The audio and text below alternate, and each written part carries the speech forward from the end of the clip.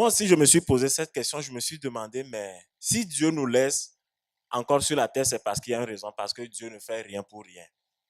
Et c'est ce qui me pousse à aller voir ce matin avec vous un test que vous connaissez, vraiment. Moi, j'aime toujours choisir les tests qui sont faciles. Tout le monde connaît ça, tout le monde comprend ça, c'est facile à faire. Donc, on va tourner nos Bibles dans Esther 4, le verset 1 à 16. J'ai mis 17. Ok, on va voir si ça atteint 17. Qui veut lire ça? Ça va m'éviter de faire bouger ma mâchoire. Jérémy. Tu veux que je lise ça? Mardoché, ayant appris tout ce qui se passait, déchira ses vêtements, s'enveloppa d'un sac et se couvrit de cendres. Puis il alla au milieu de la ville, en poussant avec force des cris amers. Tu veux pas que je fasse ça, là? Ah, c'est pas fini, ok.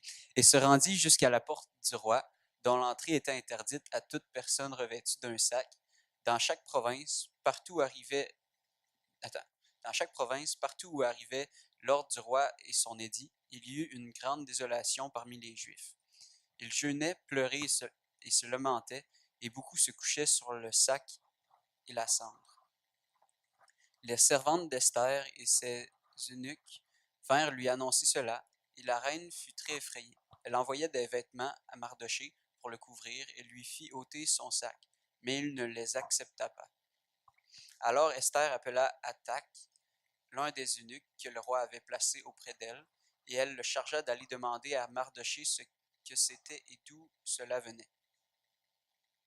Hathach se rendit vers Mardoché, sur la place de la ville, devant la porte du roi, et Mardoché lui raconta tout ce qui lui était arrivé, et lui indiqua la somme d'argent qu'Aman avait promis de livrer au trésor du roi en retour du massacre des Juifs.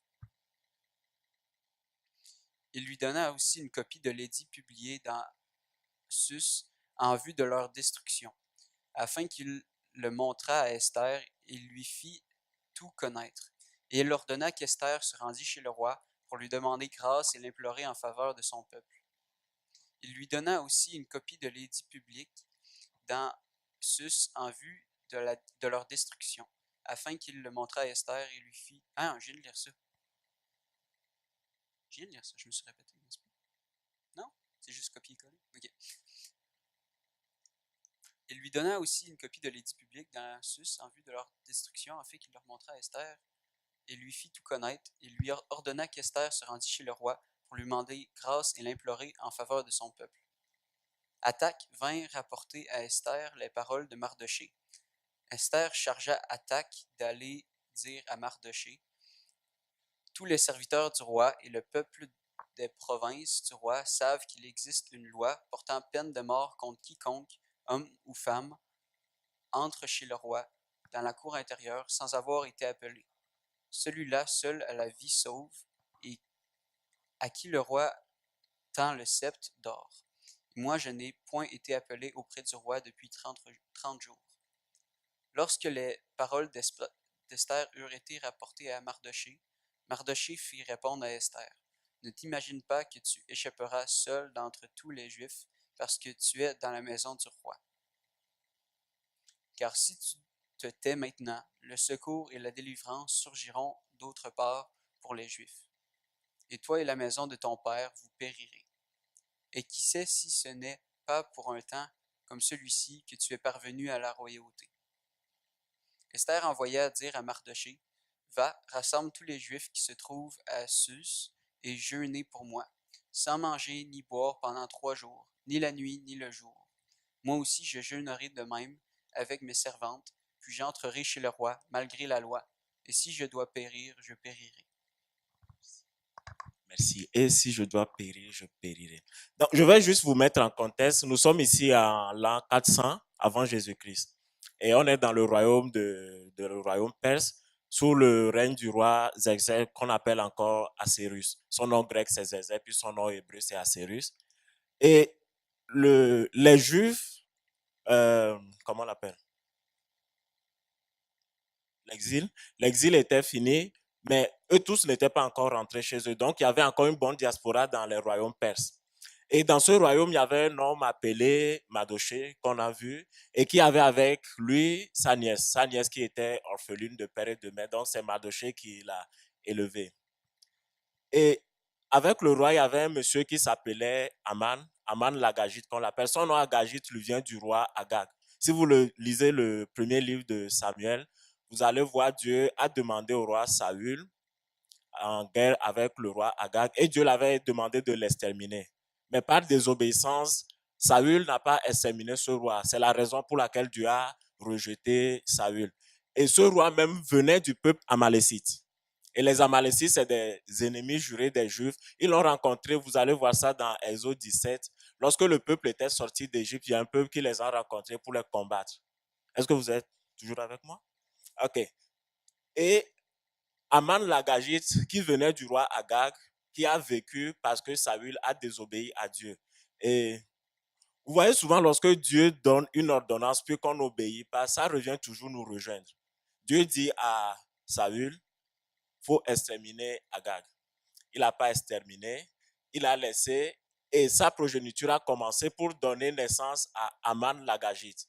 Et Aman l'Agagite est arrivé à convaincre le roi pour qu'il y ait un génocide du peuple juif dans le royaume perse en ce moment. C'est juste comme vous laissez de la bouffe chez vous et vous le laissez sous votre lit. Si vous ne prenez pas le temps de le jeter, ça va pourrir. L'odeur dans votre maison sera bizarre. Vous allez avoir des bibites chez vous. Et c'est ce qui est en train de se passer parce que Saül a désobéi à Dieu. Et cet homme, lorsqu'il a pu convaincre le roi, il y a un décret qui était sorti pour que tous les Juifs soient exterminés. On parle ici d'un génocide dans tout le royaume perse. Et le royaume perse était l'un des royaumes les plus grands en ce moment. Ça part de l'Inde jusqu'en Égypte. Et on parle ici de l'Inde jusqu'en Éthiopie. On parle ici de 127 provinces. Donc, on voit que c'est quand même un royaume assez grand. Et maintenant commence notre test. Le verset 1 dit, Mardochée ayant appris tout ce qui se passait, Jean qui a un décret pour que le peuple soit exterminé, déchira ses vêtements, s'enveloppa de sac et se couvrit de cendres, puis il alla au milieu de la ville en poussant avec force des cris amers. Donc, Mardochée, lorsqu'on lit le texte, on ne voit pas si c'était lui le responsable des Juifs, mais dès qu'il a appris ça, il était dans un état de désespoir. Et ceci, vous allez le voir avec la fille de David qui a été violée par son propre frère. Il se couvre de cendres et de sacs déchirés. Donc, il était tellement en peine de voir que son peuple est sur le point d'être exterminé. Et donc, il déchire ses vêtements, s'enveloppa de sacs et se couvrit de cendres. Puis, il alla au milieu de la ville. Donc, il est arrivé à un moment où il n'avait plus honte de qui il était. Il était juste comme ça, sale, si on peut le dire. Il alla au milieu de la ville, il ne s'est pas arrêté là, mais il était en train de pousser également des cris amers. Et le verset 2 dit, il se rendit jusqu'à la porte du roi, dont l'entrée était interdite à toute personne revêtue d'un sac. Donc, on voit ici un monsieur qui n'a même pas peur pour sa vie, parce qu'il savait que même si j'ai peur pour ma vie, si j'ai peur pour ma vie aujourd'hui, de toutes les façons, dans quelques jours, on sera tous morts. Donc, il va jusqu'à la porte du roi où l'entrée est interdite. Donc, le verset 3 continue dit, dans chaque province, partout où arrivait l'ordre du roi et son édit, il eut une grande désolation parmi les Juifs. Ils jeûnaient, pleuraient et se lamentaient, et beaucoup se couchaient sur le sac et de la cendre. Beaucoup se couchaient sur le sac et de la cendre. Donc, je ne sais pas si c'est sa réaction qui a appelé toutes les autres personnes. Sinon, tu peux juste remonter pour quand même faire suivre.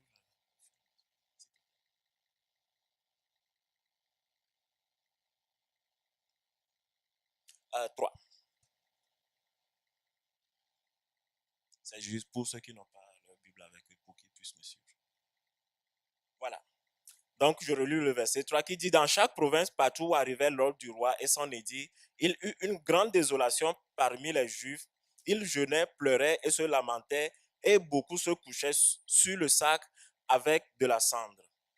Donc, on voit actuellement que tout le peuple est dans une situation de désarroi. Ils ne savent pas quoi ils vont faire.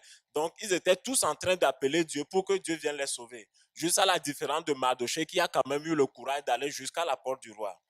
Maintenant, le verset 4 dit, les servantes d'Esther et ses eunuques virent lui annoncer cela. Et la reine fut très effrayée et envoya des vêtements à Mardochée pour le couvrir et lui faire ôter son sac, mais il ne les accepta pas. Juste pour aller un peu en arrière, Mardochée, je vous ai parlé de sa nièce Esther, qui était reine en ce moment, parce que le roi Xerxès avait s'était divorcé avec sa femme Vashti et s'est pris une femme juive, qui était Esther, qui était la nièce de Mardochée. Mais alors qu'elle était là-bas, personne ne savait pas qu'elle était juive parce que sûrement que le roi n'avait pas le droit de prendre comme épouse une étrangère. Donc Mardochée, lorsqu'il est parti là-bas, sûrement que les gens le connaissaient, ils sont venus rapporter à la reine, ah, ton oncle est devant là-bas, tout sale, avec des habits déchirés. Et regardez la réaction d'Esther. Alors, verset 5, alors Esther appela Attaque, qui est sûrement un de ses bras droits ou bien un eunuque, l'un des eunuques que le roi avait placé auprès d'elle. Et elle le chargea d'aller demander à Mardochée ce que c'était, d'où cela venait. Attaque se rendit vers Mardochée sur la place de la ville, devant la porte du roi, et Mardochée lui raconta tout ce qui lui était arrivé, et lui indiqua la somme d'argent qu'Aman avait promis de livrer au trésor du roi en retour du massacre des Juifs. Donc, lorsque la reine a entendu ce qui se passait, ok, quand on vient te dire que ton oncle, en tant que reine, que ton oncle est devant ton palais avec des vêtements déchirés, elle a eu la réaction d'envoyer maintenant des habits pour que son oncle se couvre. Verset 8 dit, il lui donna aussi, verset 7, et Mardochée lui raconta, non, je vais reprendre par le verset 5. Alors Esther appela Attache, l'un des eunuques du roi, avait placé auprès d'elle, et elle le chargea d'aller demander à Mardochée ce qui était et d'où cela venait. Attache se rendit vers Mardochée sur la place de la ville devant la porte du roi. Et Mardochée lui raconta tout ce qui lui était arrivé et lui indiqua la somme d'argent qu'Aman avait promis de livrer au trésor du roi en retour du massacre des Juifs. Il lui donna aussi une copie de l'édit publié dans Suse en vue de leur destruction afin qu'il le montre à Esther et lui fit tout connaître.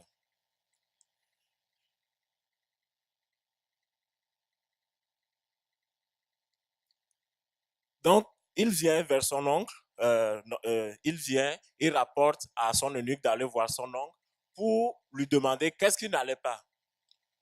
Et il a chargé de vêtements pour aller donner à son oncle. Et moi, je me suis un peu retardé sur la réaction d'Esther ici. Son oncle est dehors, revêtu de cendre. Elle n'a pas cherché à savoir ce qui se passe. La première réaction qu'elle a eue, c'est de lui donner des habits pour qu'il se couvre.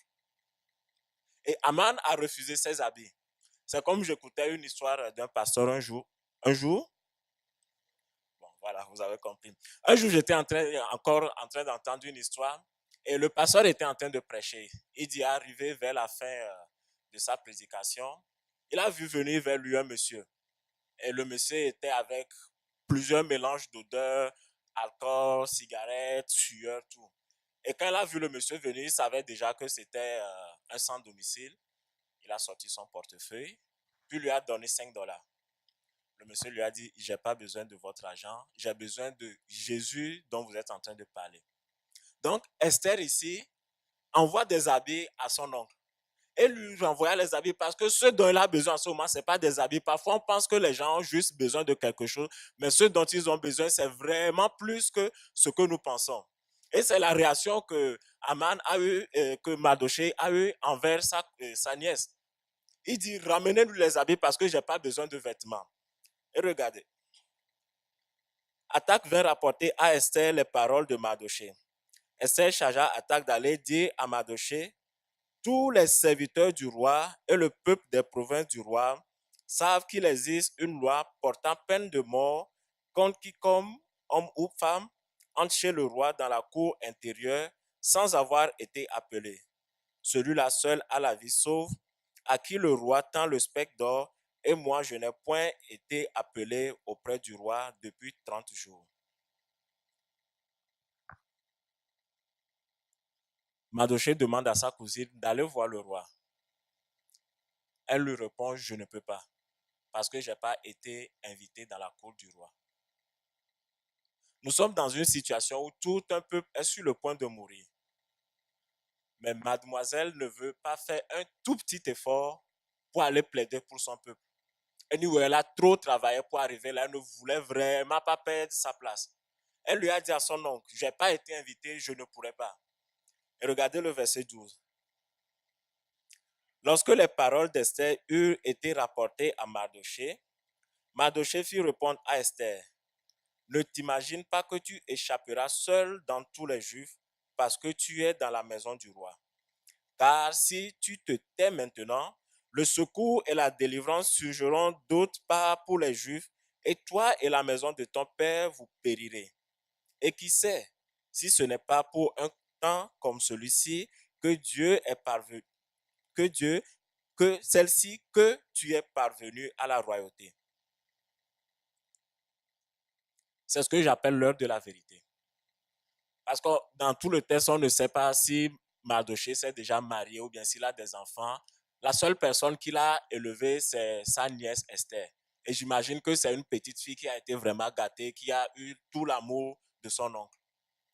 Et maintenant, l'heure de la vérité voit que la petite fille là va se taire et laisser les gens mourir comme ça sans rien faire. Et lui dit, faut pas croire que c'est parce que toi tu es dans la maison du roi que tu vas t'échapper de ce qui va s'arriver. Parce que même si tu te tais, Dieu va donner le secours à son peuple. Mais toi et la maison de ton père, vous périrez.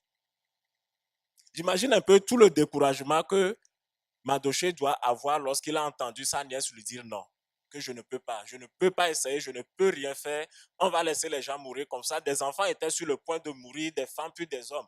Et je lisais un article l'autre fois sur la guerre puis les génocides, et les enfants sont les plus victimes parce qu'ils ne peuvent pas se défendre facilement, on les tue, puis ceux d'entre eux qui arrivent à échapper vivent avec des traumatismes. Et tout ça allait arriver, mais Esther était assise à côté du roi et trouvait qu'elle ne pouvait rien faire.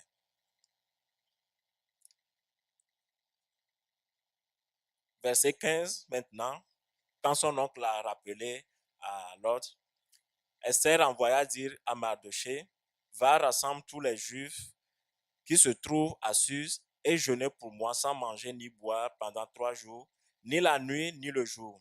Moi aussi je jeûnerai, de même avec mes servantes, puis j'entrerai chez le roi malgré la loi. Et si je dois périr, je périrai.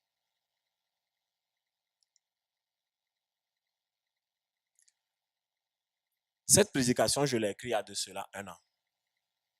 Ou bien moins d'1 an, mais environ 1 an.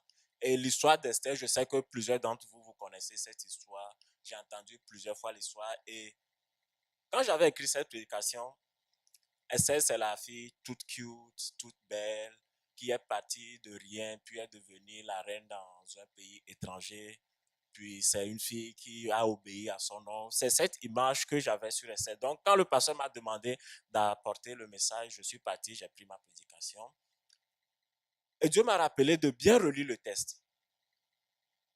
Et lorsque j'étais en train de relire le texte, Dieu m'a montré 2 points dans le comportement de Esther, à part tous les éloges qu'on peut donner à Esther, parce qu'on reconnaît quand même que c'est une grande femme de la Bible. Et c'est ces 2 points que j'aimerais vous montrer ce matin. Je ne vais vraiment pas être long. Le premier point, j'appelle ça le silence d'Esther. Esther était sur le point de se taire et voir tout son peuple périr.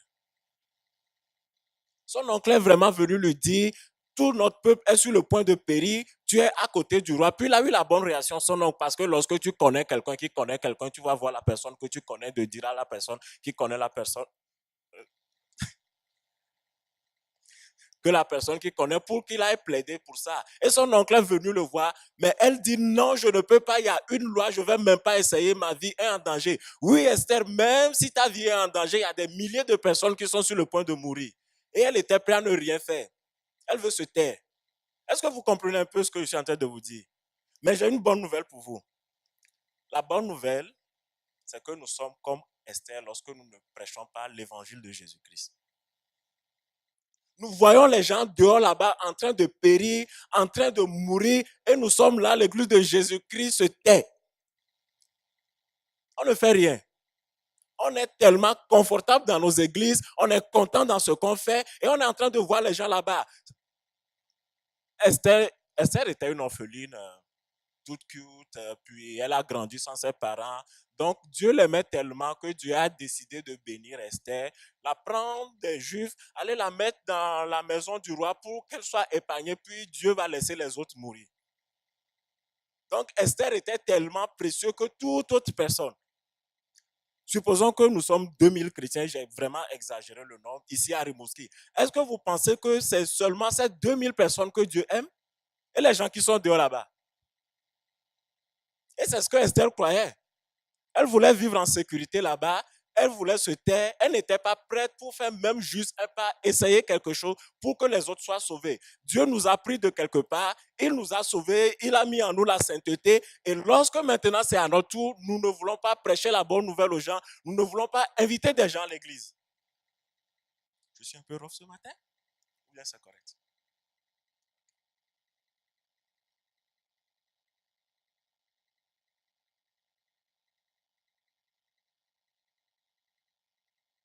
Je vais vous raconter une autre histoire. Un jour, j'étais dans la présence du Seigneur. Et vous savez, moi, lorsque je suis dans la présence du Seigneur, moi, je fais du bruit. J'aime faire du bruit. Je ne suis pas le meilleur colocataire que vous pouvez avoir. Lorsque je prie, je prie. Je ne peux rien. Dieu m'a donné de bons colocataires qui m'aiment comme ça. Et j'étais en train de prier, content de mon salut, en train de remercier Dieu. Puis j'ai entendu une voix. La voix m'a demandé, où est ta famille? Comment, où est ma famille? Et Dieu m'a envoyé vers ce verset que je vais demander à Soun de nous montrer. Luc 22, 31 à 32. Non, c'est pas cela. C'est Acte 16, 31. Paul et Silas répondirent, crois au Seigneur Jésus et tu seras sauvé, toi et ta famille. C'est Paul et Silas qui venaient de sortir en prison. Puis ils disaient au chef ou bien au gardien de la prison, crois au Seigneur Jésus, toi et ta famille, vous serez sauvés. Et vous le savez avec moi que le salut est personnel. Mais pourquoi Paul et Silas disaient à cette personne, crois au Seigneur Jésus et toi et ta famille? C'est parce que lorsque nous sommes sauvés, nous avons une responsabilité envers d'autres personnes. Et depuis ce jour-là, j'ai à cœur le salut de ma famille parce que je crois et je le sais que Dieu ne m'aime pas plus que les autres personnes, Dieu ne m'aime pas plus que mes autres amis pour juste me sauver moi seul et que les autres périssent. Mais Dieu m'a pris, Dieu m'a travaillé, Dieu m'a sauvé pour que en retour je sois un élément de salut pour les autres.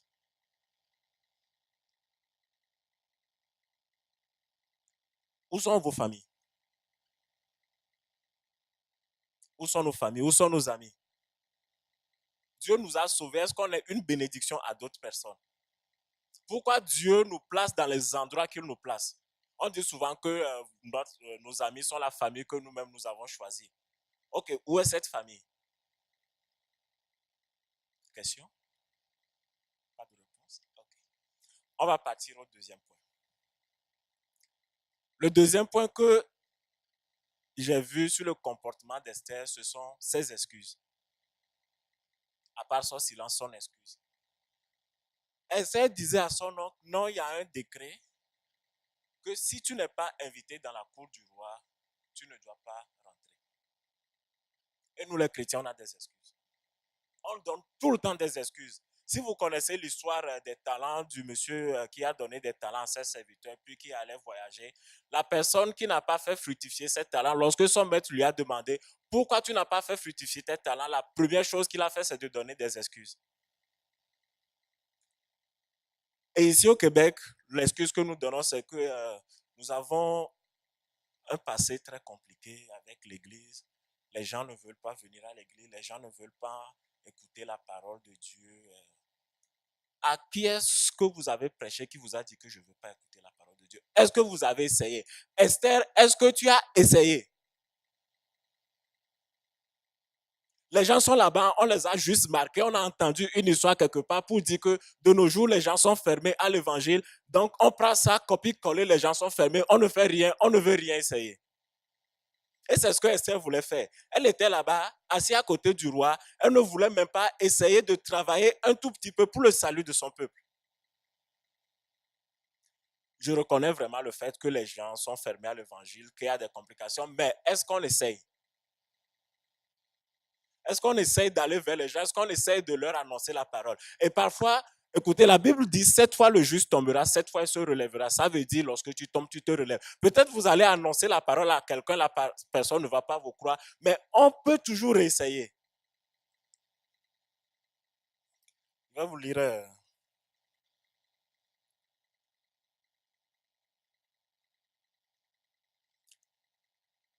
J'ai des statistiques, mais je vais m'épargner de ça. Mais ça fait environ 4 ans que je suis à Rimouski, puis je connais un immeuble en particulier ou bien un local en particulier. Durant mes 4 ans, il y a 3 restaurants qui sont déjà passés par là. Donc ça veut dire à chaque 1 mois, à 1 an, 4 mois, il y a un restaurant qui passe là-bas. Ça ne marche pas, il ferme, il y a quelqu'un d'autre qui vient commencer. Si vous lisez un peu les statistiques des entreprises qui ne marchent pas, les statistiques sont énormes. Mais les gens voient des entreprises qui coulent, les gens voient des entreprises qui sont endettées, mais ils continuent toujours pas à monter des entreprises. Je vais encore prendre un exemple. Il y a des célibataires ici qui aspirent pour le mariage. Mais chaque jour, on entend qu'il y a des divorces, on entend qu'il y a des gens qui ont des cœurs brisés. Mais les gens continuent pas à se marier, les gens continuent par tomber en amour. Mais pourquoi est-ce que nous, en tant que chrétiens, nous nous décourageons lorsque nous prêchons l'évangile aux gens, puis qu'ils ne veulent pas nous entendre ou bien qu'ils sont fermés? Si les gens voient des entreprises couler, mais ils ne sont pas découragés, ils continuent. Les gens voient que les couples ne marchent pas, ils ne sont pas découragés, ils continuent toujours pas à tomber en amour. Pourquoi nous, donc, nous nous décourageons? Est-ce que vous êtes toujours avec moi? Okay.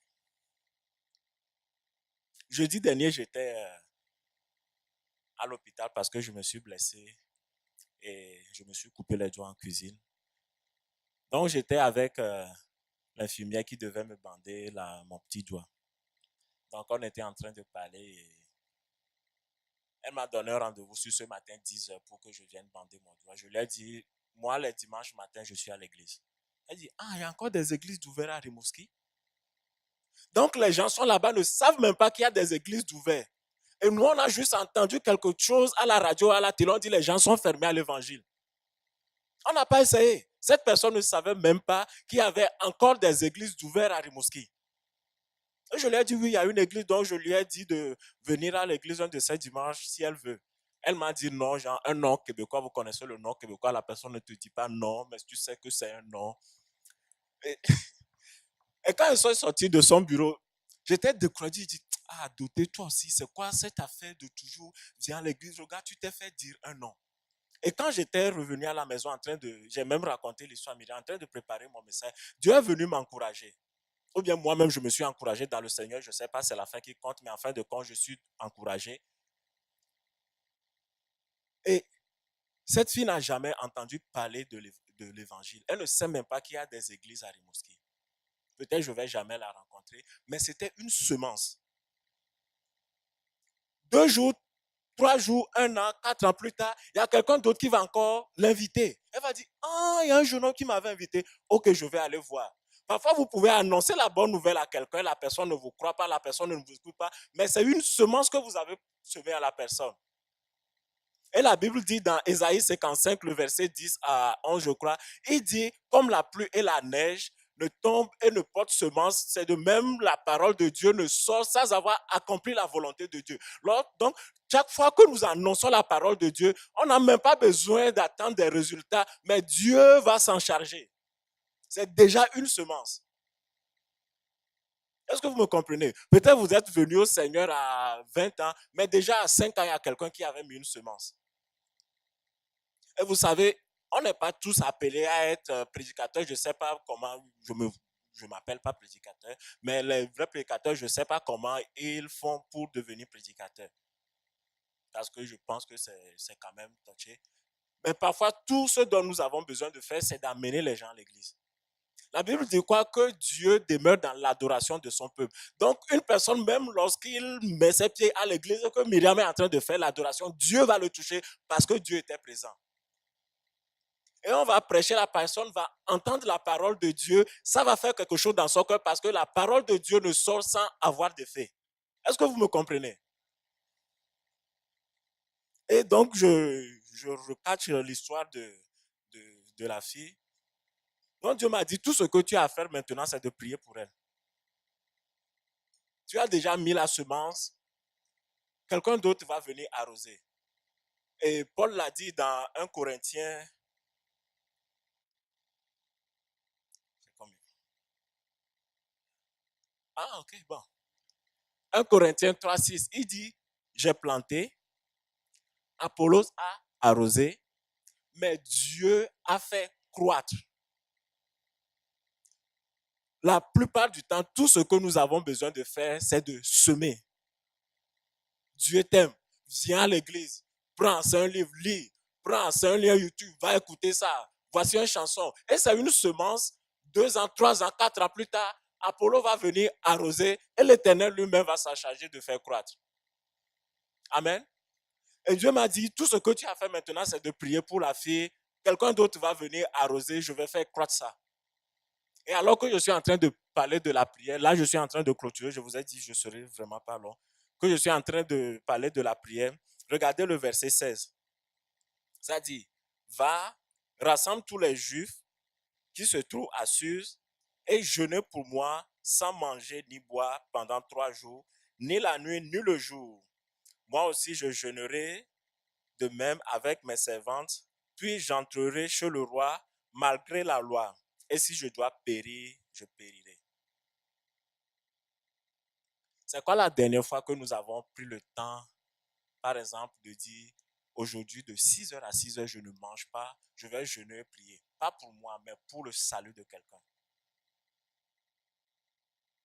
Ou bien est-ce que nous pensons juste à nous, Dieu nous aime, il nous a sauvés, nous a mis là-bas. Lorsque je vais prier, lorsque je vais jeûner, c'est pour prospérer, c'est pour avoir le Saint-Esprit, c'est pour maturer. Et qu'en est-il pour les autres qui sont dehors là-bas? Est-ce que nous prenons le temps non seulement de leur annoncer la parole, mais également de prier pour eux, de nous sacrifier pour eux? Question? Pas de réponse. Et ce n'est pas à vous. Hein. Lorsque je prêche un message, la première personne à qui je prêche ça, c'est à moi-même. Parce que j'étudie moi-même le texte, le message, je me parle, je me trouve là-dedans, puis j'annonce ça aux autres personnes. Donc, il ne faut pas croire que je suis en train de...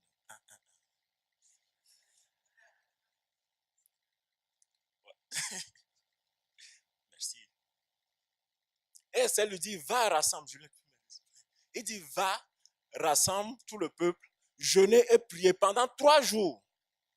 Pas pour elle, parce qu'elle était déjà dans une bonne situation, mais pour les autres personnes, pour que les autres personnes aussi continuent pas à vivre, pour que les autres personnes également viennent à Christ, parce que nous sommes environ 50 aujourd'hui. Dieu n'aime pas que nous, les cinquantaines qui sommes ici, Dieu aime également tous ceux qui sont dehors là-bas. Et il nous a pris. C'est à notre tour maintenant, c'est une manière de nous de dire merci pour notre salut. Allez vers les gens, leur annoncer la bonne nouvelle. Peut-être vous pouvez annoncer à quelqu'un le même jour, il accepte de venir à Christ. Peut-être vous pouvez lui annoncer, il ne vous écoute pas. Mais au moins, il y a quelque chose qui a été semé. Et Apollo va venir arroser ça. Je lisais un passage l'autre fois. Ça se trouve dans Soum. Tu ne l'as pas, donc ne le cherche pas. Ça vient de me monter dans la tête. C'est Apocalypse 5, le verset 10. Au pire, si tu peux trouver ça, puis monter ça, s'il te plaît. Apocalypse 5, verset 10, si j'ai bonne mémoire.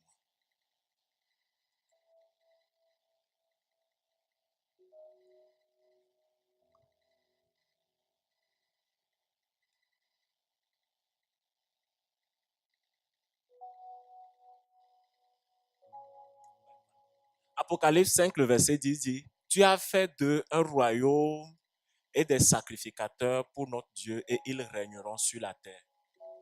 C'est Jésus qui a fait de nous comme ça. Et dans d'autres versions, le mot sacrificateur, c'est le mot prêtre. Donc Jésus a fait de nous des rois, puis des prêtres. J'aime pas vraiment la version là. Il y a une autre version qui dit, il a fait d'eux des rois et des prêtres. Et c'est quoi le métier d'un prêtre? Le métier d'un prêtre, à l'opposition du prophète qui annonce la parole de Dieu au peuple. Le prêtre va devant Dieu avec le peuple. Il va pour faire des sacrifices à Dieu pour le peuple. Il va pour prier pour le peuple. Et lorsque vous lisez Exode 28, je crois, lorsque Dieu parlait à Moïse comment habiller Aaron qui était le prêtre, il lui a dit, tu auras sur le faute 2 pierres sur son épaule, 2 pierres précieuses, sur lesquelles sera inscrit le nom des enfants d'Israël. Et un peu plus loin, il dit sur sa poitrine, encore sur plusieurs pierres précieuses, le nom de toutes les tribus d'Israël. Alors lorsque Aaron rentre dans la présence de Dieu, il vient avec le peuple dans son cœur. Il vient pour que Dieu se souvienne du peuple. Et c'est ce que je vois Esther en train de faire ici pendant ces 3 jours de jeûne et de prière. Elle va devant Dieu avec le peuple pour intercéder pour le peuple, pour prier pour le peuple. Elle avait à cœur le peuple. Et ça continue lorsque vous pouvez aller lire ça chez vous à la maison, Exode 28. Il dit, Aaron portera sur lui l'iniquité du peuple. Et il obtiendra faveur pour eux. Dieu veut qu'on vienne devant lui avec le peuple, avec les gens là-bas, qui sont dehors, qui ne connaissent pas le Seigneur. Vous savez, moi, je n'ai pas plusieurs messages pour prêcher. L'autre fois, j'étais en train de réfléchir, j'ai vu juste que souvent, j'ai 4 sujets. Et si vous vous rappelez, la dernière fois que j'ai prêché, c'était le même sujet. Moi, lorsque j'ai l'opportunité de prêcher, j'ai 4 sujets. Ce n'est pas le seul sujet, mais le salut des âmes. Je vais peut-être prêcher sur quoi? Le Saint-Esprit, la prière, la puissance de Dieu, parce que j'aime les mystères. Mais ce sujet du salut des âmes, c'est ce qui me tient plus à cœur. Et je pense que c'est quelque chose de très important lorsque nous nous concentrons sur le salut des gens, pour que les gens viennent au Seigneur, plus que toute autre chose qui se fait à l'église. Et je vois Esther seulement en train de prier pendant 3 jours pour le peuple. Je prie pour vous ce matin. Que Dieu vienne vraiment laisser sur votre cœur une charge, que ça soit comme une urgence lorsque vous voyez autour de vous les gens qui ne sont pas sauvés. Que Dieu vienne mettre cette passion sur notre cœur. Amen. Est-ce que vous êtes toujours avec moi? Amen. Bon.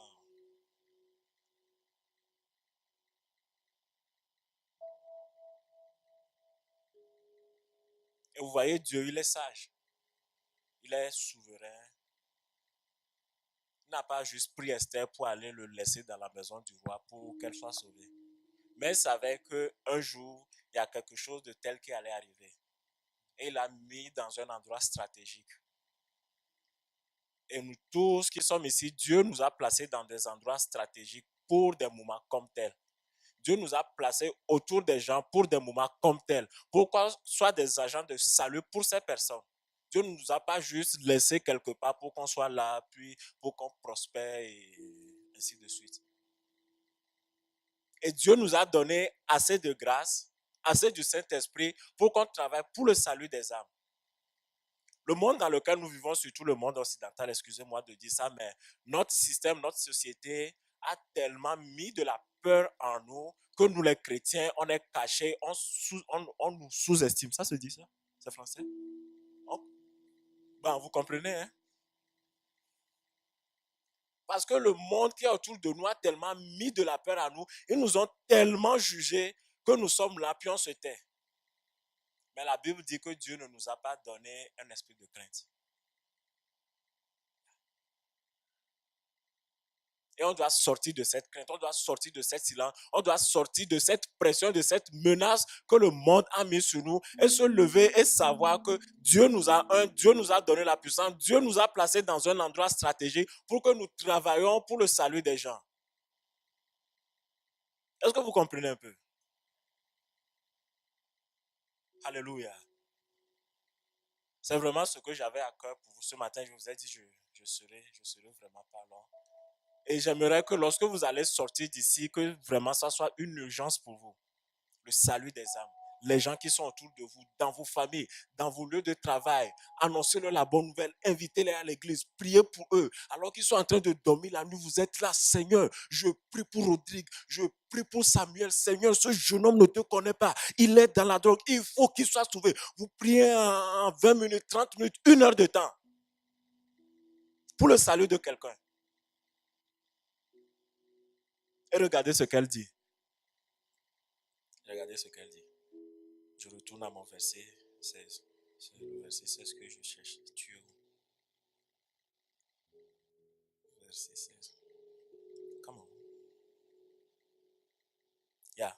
Va, rassemble tous les Juifs qui se trouvent à Suse et jeûnez pour moi sans manger ni boire pendant 3 jours, ni la nuit ni le jour. Moi aussi je jeûnerai, de même avec mes servantes, puis j'entrerai chez le roi malgré la loi, malgré la pression que le monde nous met, malgré leur jugement. Et elle dit, et si je dois périr, je périrai. Ceux qui se lèvent pour le Seigneur, ceux qui marchent dans ce pourquoi Dieu les a appelés ne périssent jamais. Ceux qui se tiennent pour Dieu et qui disent, si je dois périr, je périrai, ne périssent jamais.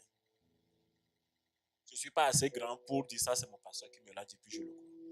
Et je le vois dans l'histoire d'Esther, elle a dit ça, si je dois périr, je périrai. Et elle n'a pas péri. Par contre, elle est devenue encore plus grande.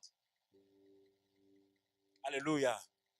Peuple de Dieu, c'est le moment pour nous de nous lever, de dire, si je dois périr, je périrai.